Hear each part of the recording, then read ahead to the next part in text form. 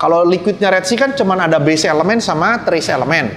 Nah, minor elemen ini cuman ada di garamnya Red Sea. Nah, itu banyak pertanyaan menandakan banyak yang butuh ilmu dari Om Ponto. Saya juga lagi belajar dulu. Sama, saya juga belajar dulu. Saya lagi belajar terus, Om. Belum pernah nih Aqua sama Cleo kita tes, tapi cobain aja tes nitratnya, ada nggak? Koral saya sering dagingnya lepas dari cangkangnya. Dulu hanya, ini kalau coba cek MG-nya Om. Oke, saya selesain dulu deh. So tau banget nih, belum tentu itu pertanyaannya kan? Sorry. Saya nggak pernah bikin lagi. Saya nggak pernah bikin Om. Saya taunya beli aja, beli jadi. Kalau ini jawabannya nggak bisa.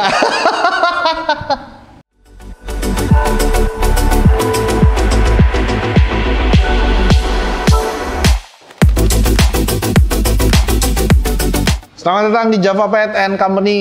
Balik lagi dengan gua Ponto. Hari ini kita mau Q&A lagi. Kameramen udah kasih beberapa pertanyaan. Pertanyaannya semua di sini kecil-kecil. Saya harus ngezoom nih. Udah tua Pak matanya. Oke. Kita langsung masuk ke pertanyaan pertama dari Ishanan99. Om Ponto, Om Niko, terima kasih jawaban sebelumnya. Salam dari Malaysia, Tajum. Oh, ini yang Malaysia. Thank you Malaysia. Mau nanya lagi nih. 1. Akuarium saya 60 cm, lebar 37. Berapa koral yang boleh masuk dalam akuarium? 2. Di Malaysia susah cari peralatan reef tank. Apa bisa saya beli di Java dan gimana caranya? 3. Apa perlu WC sebulan sekali? Oke, Om Is, terima kasih ya. Salam dari Indonesia. Kalau 60 kali 37 cm tergantung jumlah koralnya, tergantung besarnya ya. Kalau size-nya pakai size besar-besar ya nggak bisa terlalu banyak. Cuman kalau koral, koral 80% koral masih oke lah. Maksudnya penuhin aja koral nggak masalah. Yang repot adalah kalau ikannya terlalu banyak. Karena ikan tuh makannya cepet banget ya. Dia tuh makan terus. Tapi kalau koral lebih gampang sih. Kalau misalnya kita pelihara koral dengan penuh, kondisi tanknya itu 80% koral kita masih oke lah. Cuman banyaknya disesuaikan dengan size. Terus yang kedua, apa tadi? Susah cari peralatan reef tank. Nah, kalau misalnya mau, bisa sih sebenarnya kita banyak ekspedisi yang bisa kirim ke Malaysia, ke luar negeri. Dicoba aja deh. Nanti kita coba bantu juga caranya seperti apa. Bisa WhatsApp ke nomor ini. Nanti kita bantuin gimana caranya untuk bisa kirim ke sana. Terus yang ketiga, water change sebulan sekali. Water change itu bagus. Cuman jangan terlalu banyak juga. Untuk sebulan sekali kita bisa main 10%, 20% water change. Sebenarnya perlu nggak perlu. Cuman kalau misalnya kita pakai Red Sea Salt, Red Sea Salt itu enaknya kandungannya gini, kan ada base elemen, ada trace elemen, sama ada minor elemen. Nah, di garamnya Red Sea itu ada minor yang nggak bisa dicairin, di liquid gitu. Kalau liquidnya Red Sea kan cuman ada base elemen sama trace elemen. Nah, minor elemen ini cuman ada di garamnya Red Sea. Nah, itu memang kebutuhannya kecil sekali, tapi ada. Jadi, kalau mau water change pakai garam Red Sea lebih enak karena dapat minor elemennya. Cobain aja. Saya rasa itu ya. Thanks Om Is.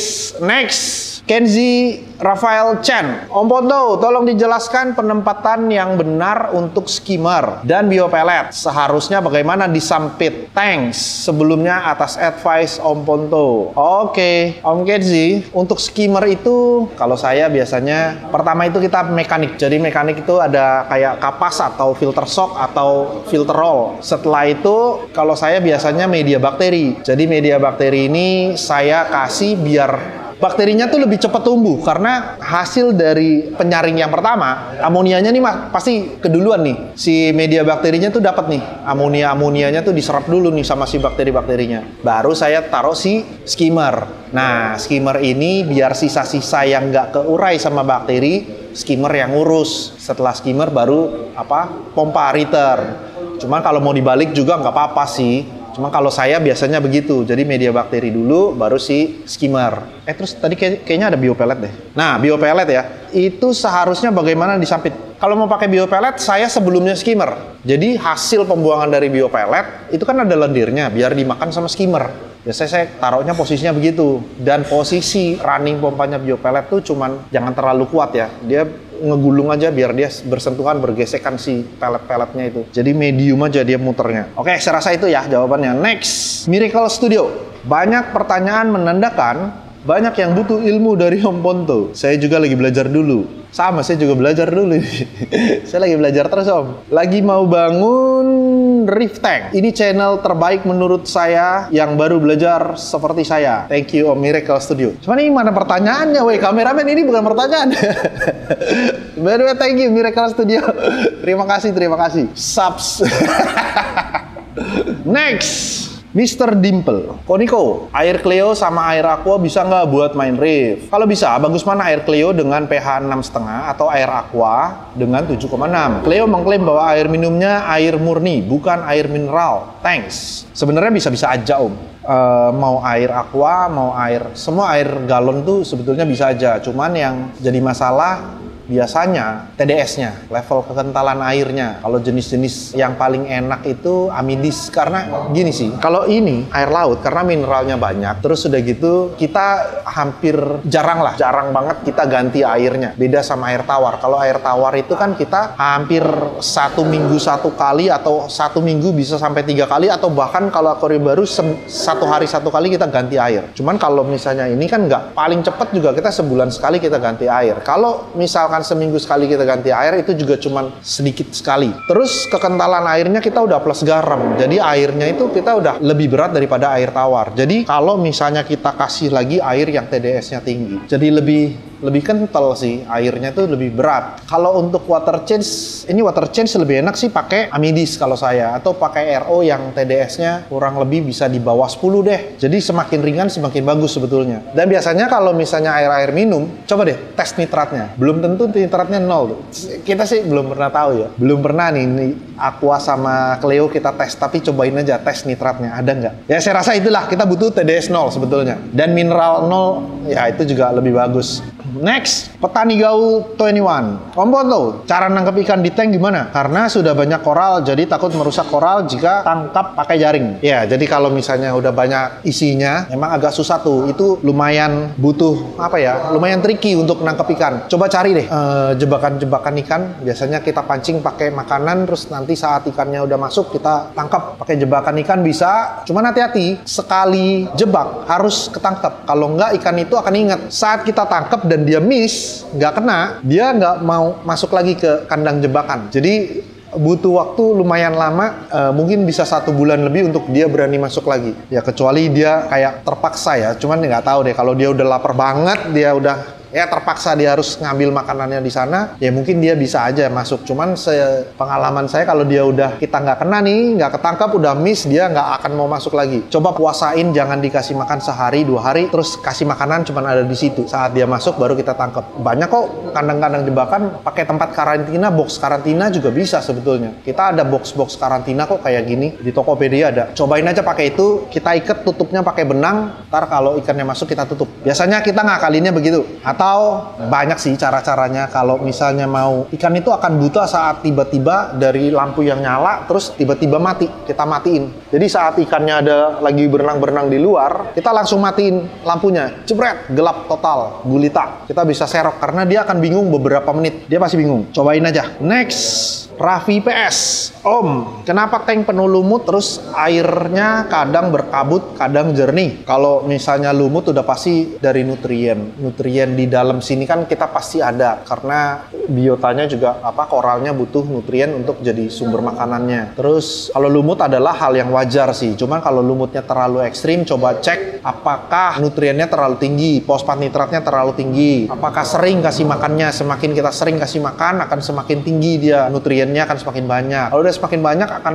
lebih cepat tumbuhnya lumut. Karena kita juga pakai lampu yang khusus untuk marin kan. Kita pakai lampu yang bisa membuat koral-koral berfotosintesis. Jadi akhirnya lumut pun bisa terangsang dan bisa fotosintesis dengan lampu-lampunya kalian. Jadi pasti berlumut. Kalau dibilang tank penuh lumut, pasti sih. Cuman kalau itu wajar. 2 hari, 3 hari, 4 hari pasti datang lumut, itu wajar banget. Gak usah takut. Nah kalau misalnya air kadang berkabut, kadang jernih, biasanya dosing, kalau kita dosing bakteri nih, biasanya dosing bakteri itu juga bisa memicu untuk tank jadi berkabut. Terus kalau misalnya kita penggunaan Opox buat nurunin kadar nutrien saat kita kita terlalu banyak juga itu jadinya berkabut. Saat penggunaan carbon source itu juga bisa memicu tank kita jadi cloudy. Pemakaian bakteri juga itu akan memicu tank kita jadi berkabut. Ya, cuman kalau misalnya lagi berkabut, biasanya oksigen levelnya lagi turun. Jadi kalau lagi berkabut, biarin aja, nggak usah dikasih makan ikannya, koralnya nggak usah dikasih makan, biarin aja sampai dia bening. Tapi lama-lama nanti juga akan stabil. Ya, ini kalau misalnya dia belum stabil, kadar nutriennya, parameternya belum stabil, pasti gampang banget cloudy. Jadi masih belum balance sebetulnya. Jadi jumlah bakterinya mungkin belum banyak, jadinya cloudy itu akan cepet banget datang. Cuma nggak usah khawatir lah. Oke, next. Ramadan Falah. Om Boto, bisa nggak bikin 2-in-1 reaktor sama skimmer? Waduh, saya nggak pernah bikin-bikin lagi. Saya nggak pernah bikin-bikin, Om. Saya taunya beli aja, beli jadi. Kalau ini jawabannya nggak bisa. Oke, next. Tom's As. Om Boto izin bertanya, bagaimana trik atau cara ngajarin makan ikan jenis Antias menggunakan pelet? Dan ikan jenis Antias yang recommended buat river pemula apa aja? Makasih sebelumnya. Ya, kalau ini kayaknya saya pernah bahas di sebelum-sebelumnya ya. Kalau misalnya emang kasih makan ikan apapun, triknya adalah puasain dia, nggak usah dikasih makan. Cuman kasih pelet aja udah. Mau makan syukur, nggak mau makan ya udah. Kalau misalnya dia nggak mau makan, angkat tuh peletnya, sedotin lagi, jangan sampai airnya rusak. Biarin aja. Nah, besok kita coba lagi. Biasanya kita puasain 1 hari, 2 hari kan lapar tuh. Yang cuman dia cium adalah pelet, yang cuman dia gigit adalah pelet. Mau nggak mau dia akan terpaksa makan pelet. Sebenarnya itu salah satu triknya saya. Nah, kalau ikan jenis Antias memang ada beberapa ikan yang jenis Antias ini yang nggak suka makan pelet, mungkin keras ya. Tapi ikan-ikan Antias besar nih kayak Pink Square Antias, terus kayak Borbo Antias, dia makan kok, makan pelet. Terus apa? Saya lupa tuh ada, kalau Antias besar dia mau kok makan pelet dan lumayan gampang ya.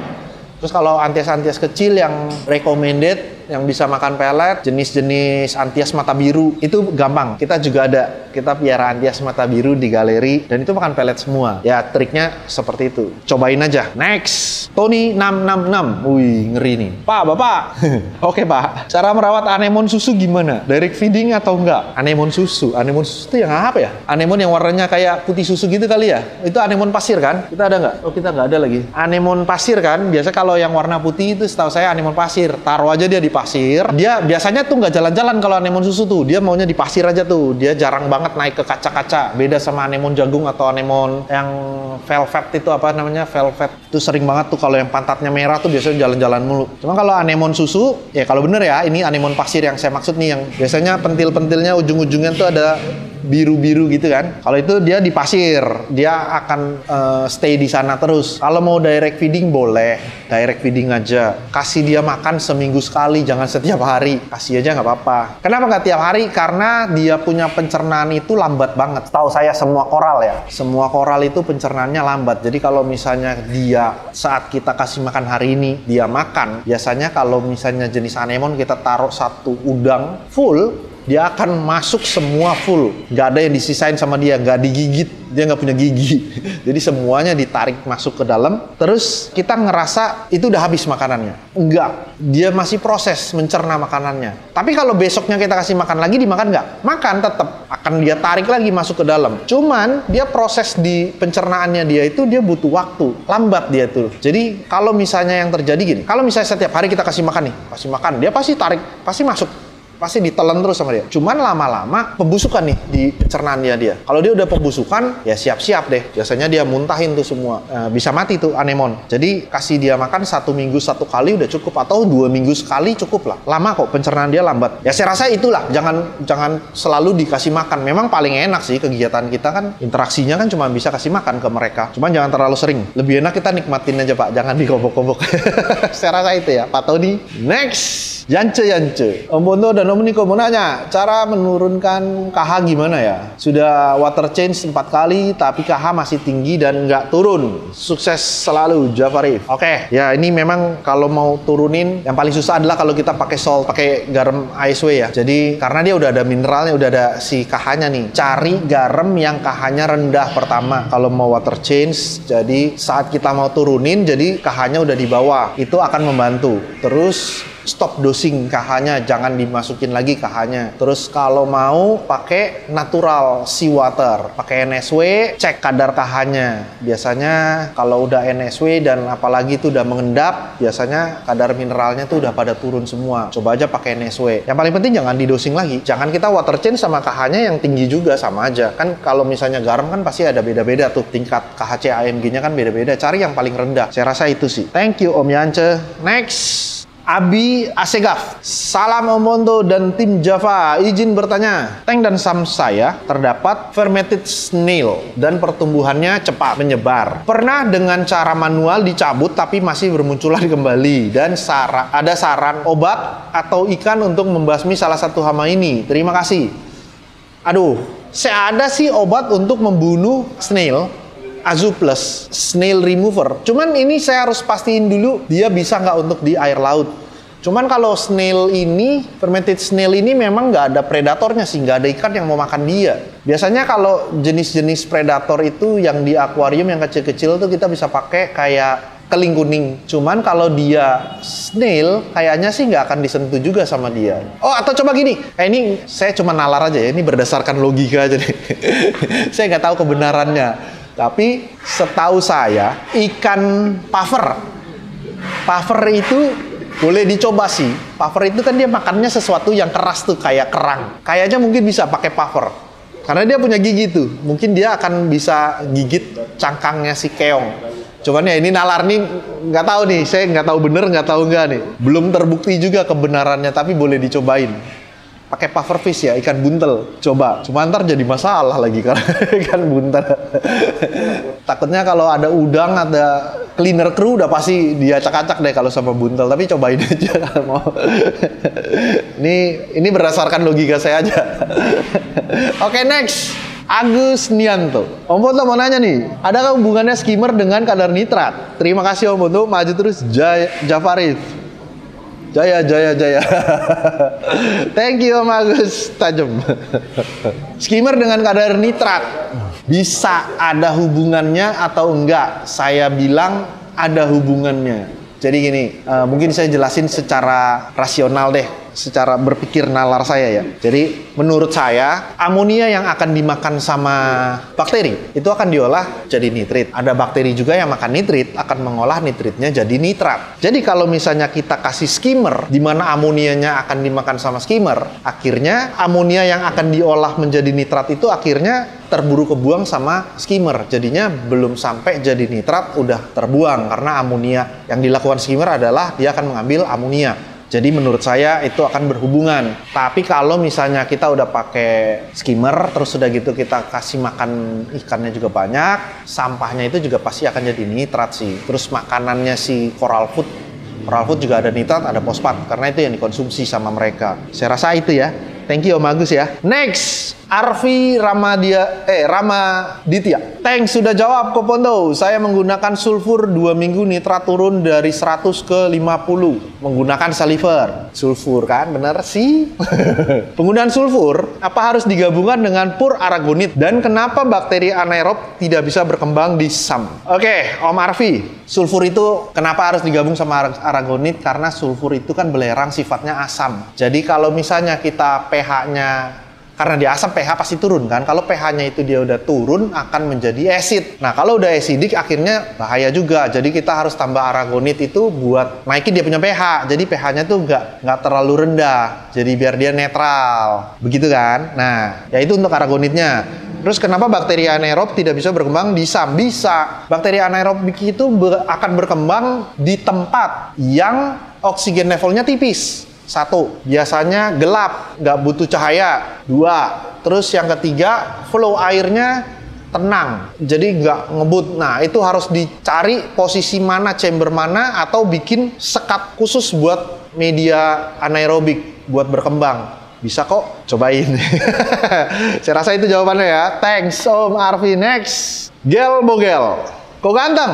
Mau tanya dong, kalau pindah tank yang sudah berjalan di tank baru bisa-bisa aja. Pertanyaannya kok, kalau misalnya saya ganti pasir baru bisa kok. Terus tank lama ukuran 70 upgrade ke 100 otomatis tambah air lagi. Apa boleh dengan air yang dari tank lama beserta medianya ditambah air baru tanpa cycling bisa masuk langsung biota lagi? Semoga paham maksud saya kok. Terima kasih. Oh iya, oke, saya paham. Siap, bisa. Jawabannya, cuma bisa aja. Ini nonton tahu nggak nih? Ngerti nggak maksudnya?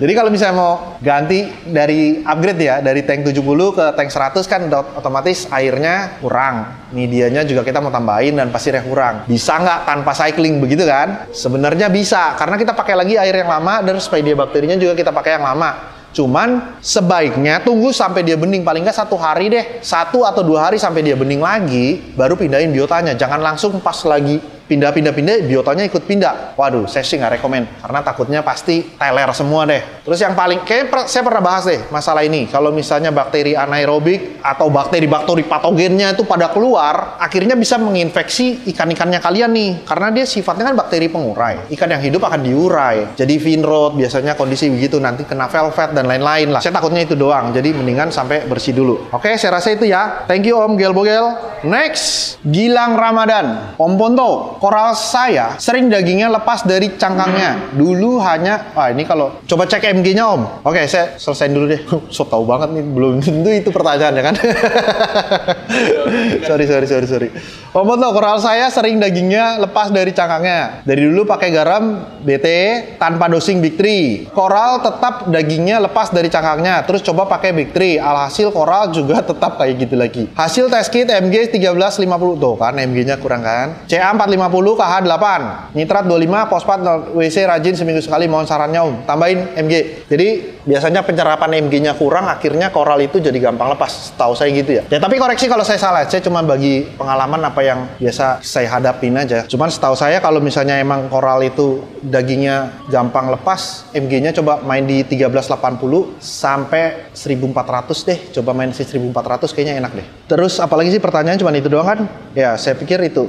Kalau seminggu sekali, ini karena nggak dosing ya, jadi seminggu sekali water change ya. Water change yang ada mineralnya, oke nggak apa-apa sih. Cuman jangan terlalu banyak juga water change-nya. Coba aja beli ini apa? Oh ini udah ada kok, dia dosing nih. Om Gilang udah pakai dosing. Coba pakai test kit, MG-nya pelan-pelan ya, naikin. Cobain deh, 1380 dulu, nanti baru naik lagi ke 1400. Sudah coba mantengin di 1400, kita lihat hasilnya nanti. By the way, boleh nih, tolong diupdate juga Om Gilang. Siapa tahu saya salah kan? Ternyata 1400 koralnya tetap lepas ya kan, siapa tahu aja, nanti kita cari sama-sama nih, diskusi lah. Oke, next. Habis ini udah terakhir. Berapa pertanyaan tuh? 15 ya? Oke, buat kalian yang ada pertanyaan atau mungkin pertanyaannya ada yang sama, bisa cari, kita udah bikin playlist mengenai Q&A, kita playlist sendiri ada di sini, kalian bisa lihat-lihat, sama-sama kita belajar. Saya juga masih belajar terus. Kalau ada pertanyaan-pertanyaan yang belum dibacain, boleh tulis di komen. Paling sementara video kali ini itu aja. Sampai ketemu lagi di next video. Bye bye.